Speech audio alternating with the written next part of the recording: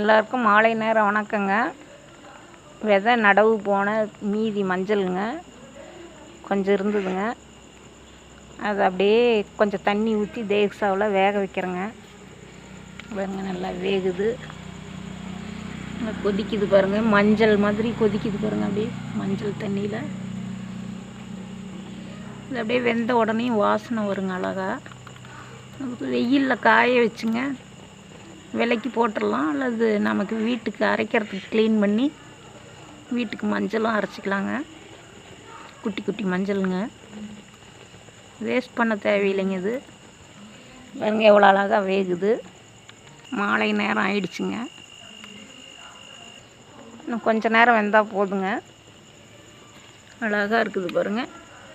பிடிச்சிருந்தால் லைக் பண்ணுங்கள், சப்ஸ்கிரைப் பண்ணுங்கள், கமெண்ட் பண்ணுங்கள். ஓகே, பாய்.